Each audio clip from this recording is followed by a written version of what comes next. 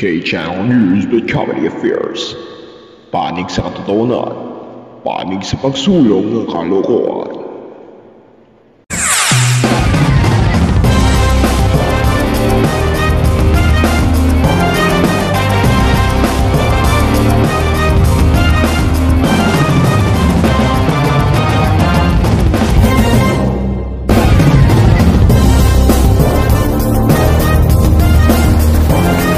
Magandang umaga, tanghali, gabi, magdamag sa inyo lahat mula dito sa Plaza Dumanhog Heritage Park.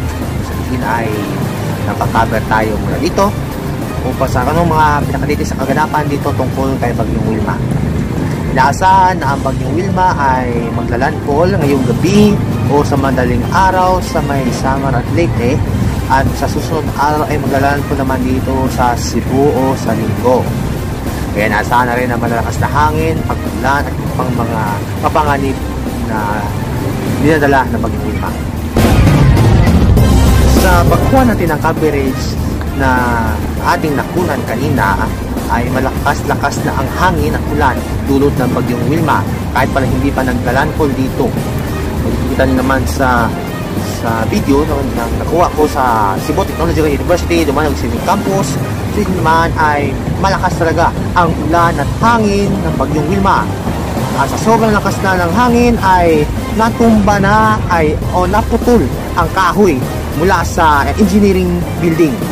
Sa labas ng engineering building, kung saan nakikita na tumilapo na ang kahoy dahil sa bagyo. At kaya nga na nakuha natin ng coverage dito sa plaza at sa labas ng paralan ay may makikita niyo po ang ulan ay para lumilipad o para tumatakbo dahil sa lakas ng hangin. Doon naman sa may palengke, sa may lungsod ng Dumanhog mismo ay kahit pa man sa lakas ng ulan at hangin ay patuloy pa rin ang operasyon ng mga kainan sa labas ng merkado. Kahit naman sa lakas ng dahil kahit sa banta ng bagyo ay patuloy pa rin ang kanilang operasyon at patuloy pa rin ang pagbukas sila. No? Ikilagay yung mga tao pa rin na kumakain sa kainan kahit pa naman sa banta ng Bagyong Wilma. Nagabas hanggang dito sa Dumanhog Heritage Park, lakas pa rin ng hangin at ulan ng Bagyong Wilma.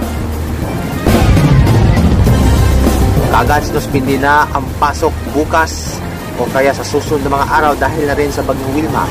Nag-anunsyo yan sa Cebu Province ang ilan sa mga lungsod na walang nagdeklara na ng walang pasok. Nabili na dyan ng Malboal, Mustila, Cordoba, Lapu-Lapu, City of Naga, Prilly, Dumanhog at iba pang mga karatig bayan na inaasahan na tatamaan ng Bagyong Wilma. Pinaka-latest dyan ang Dumanhog dito as of today dahil nag-post isang oras nang nakalipas na nagdeklara ng walang pasok in all levels, both private and public, simula bukas. Nag-anunsyo po yan sa kanilang Facebook page sa Dumanhog Public Information Office. Abangan ang mga pinaka-latest na mga nakuha o mga nakuna na kaganapan tungkol sa Bagyong Wilma ngayon, bukas o sa mga susunod na araw. So make sure na makapag-like and subscribe na rin sa channel dahil hanggang sa aking makakaya na makakover tungkol sa Bagyong Wilma. At tungkol naman sa episode ng Bagyong Tino, Verbena at Juan ay sinisikapan pa rin namin na ma-release sa lalong madaling panahon, lalo na mag-iisang buwan na nakalipas mula na natamaan ang Bagyong Tino. Mula dito sa Dumanhog Heritage Park o sa Dumanhog Plaza, magpapos rin Sler, magandang araw, gabi sa inyong lahat.